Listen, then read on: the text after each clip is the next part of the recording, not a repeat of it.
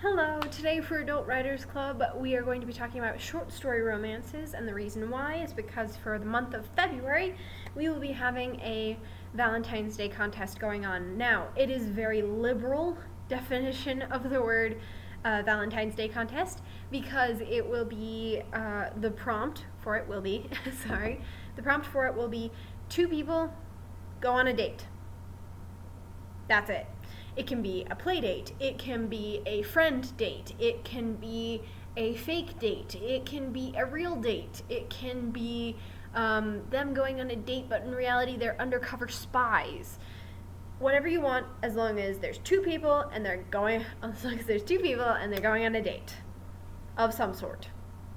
Alright, that being said, let's move into short story romances. So the thing about romance is that it's quite tricky to write, A, and then B, it's even harder to write when you're trying to do a short story format because of the fact that short stories inevitably are short.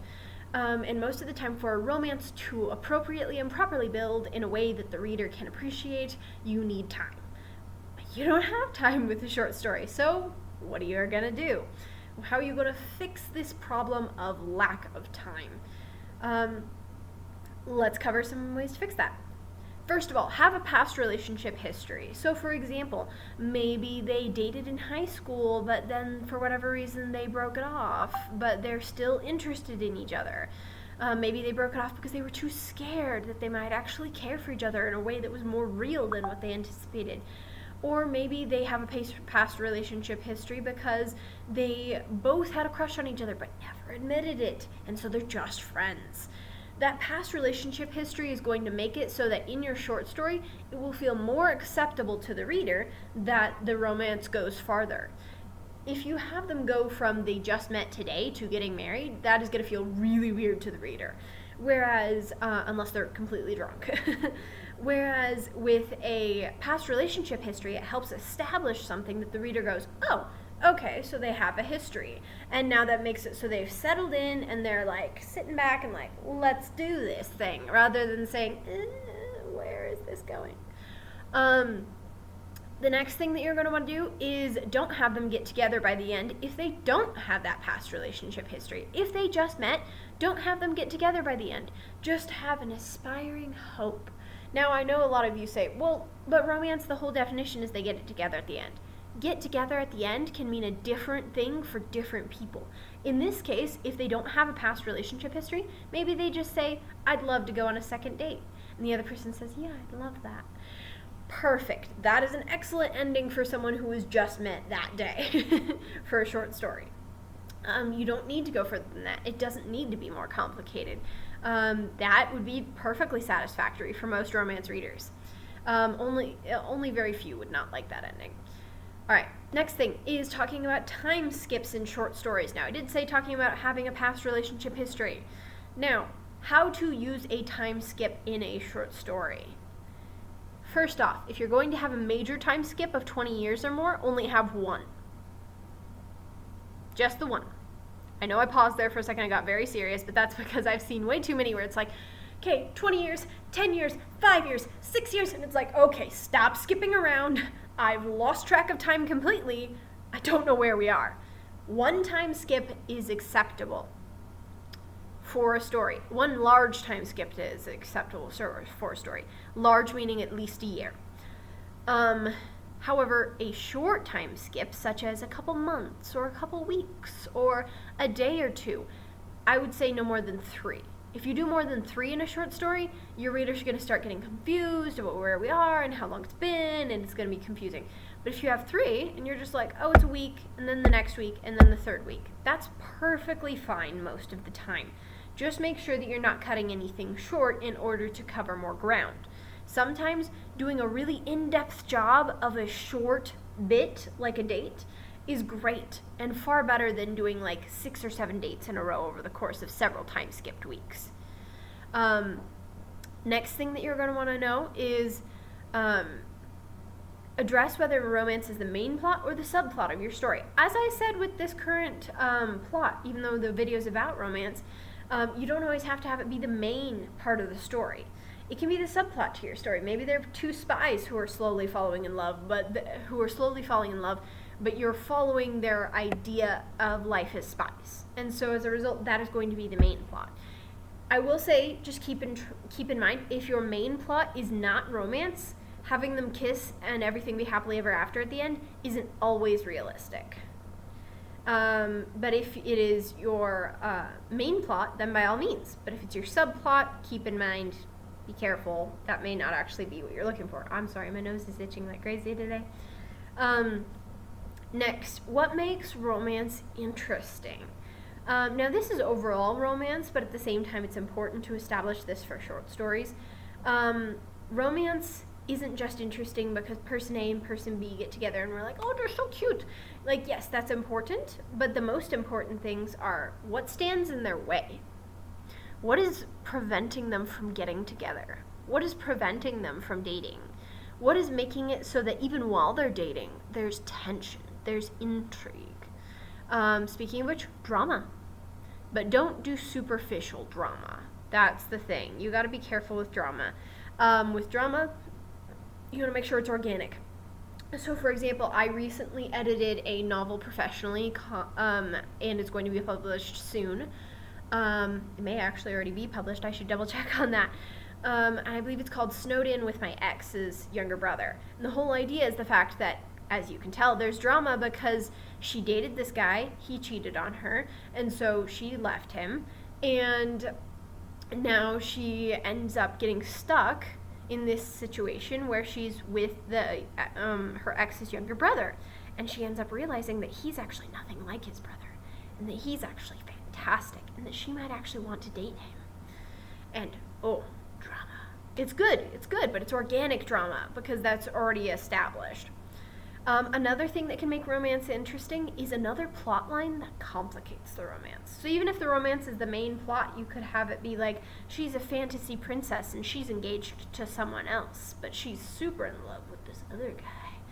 That's, again, drama, intrigue, makes it more complicated and complex than just they're in love. Alright, next thing I want to make sure I cover this, is the miscommunication trope is not good for short stories. The reason why is because generally the miscommunication trope, the whole idea is it's a massive miscommunication that cannot be solved in just a couple pages. And generally the miscommunication trope is only done well if that's the case, because let's be honest, we all have miscommunications in relationships that have resulted in fights or problems. Everyone does. It's inevitable. Even if you haven't had one today, you might have one tomorrow, you might have one next week, you might have one 5 years from now. It's going to happen someday.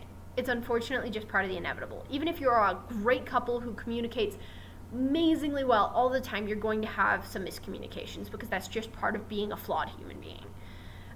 So I am personally not against the miscommunication trope. Now, I know some people are like, up in arms about that, whatever.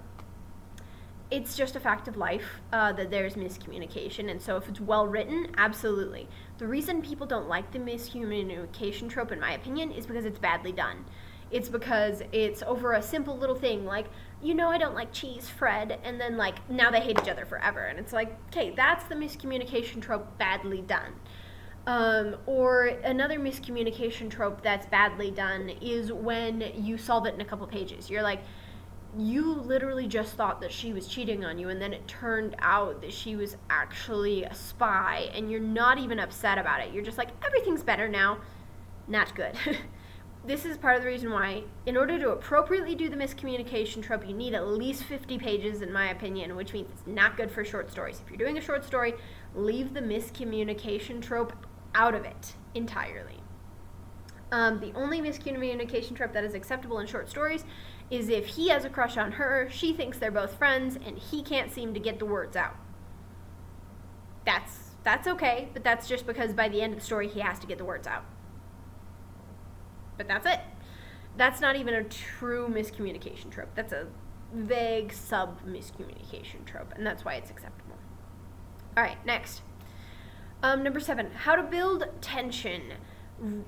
First of all, reasons they shouldn't be together. For example, with the story that I just edited, reason they shouldn't be together, number 1, he's the younger brother of her ex. That's awkward.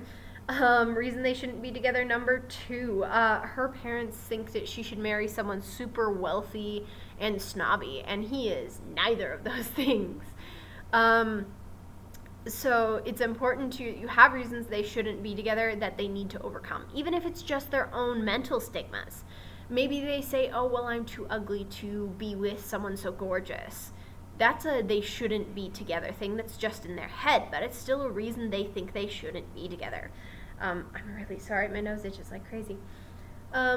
Next thing, what are things that are keeping them apart? It can be the things that they shouldn't be together for, but it doesn't always have to be. It could be physical distance.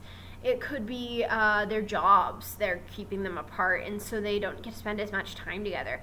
It could be that school is keeping them apart, and that, they both have different directions they want to go in life, and so it's really, really stressful for them to try and work together on that. The last thing is things that they're keeping from each other / secrets. Communication is vitally important in a relationship, and if people are keeping secrets from each other, that is going to build a serious tension in a romance, especially if it's related to them. Now, it could just be something fun, like maybe he's keeping a secret because he's going to propose to her, and she doesn't know that. But if you tell it from her point of view, she could all be like, oh, I don't know what he's keeping from me, but he's keeping something from me. And that could be very interesting. Or you could do it from his point of view and be like, she doesn't know I'm going to propose, or wonder what she's thinking. And you can have intrigue that way as well. Both things keep intrigue. Or you can have a big secret. For example, this is a really great movie that I would highly recommend personally. I think it's PG-13. I know it's PG-13 because I just watched it the other day. But it does get a little interesting at parts. It's called Mr. and Mrs. Smith. Now, I know there's a new one coming out in the next couple, on February 1st, I believe. But the old one, the original, with Brad Pitt and Angelina Jolie, is amazing because they have reasons they shouldn't be together because they're both spies for rival companies. They're both being kept apart by these rival companies and what the companies want and don't want for their lives. They're also keeping secrets from each other because before they figure out that they're spies for rival companies, they didn't know that. They're married, but they both think that the other person is not a spy and is not an assassin. And as a result of that, they're keeping tons of secrets from each other, and they have no idea.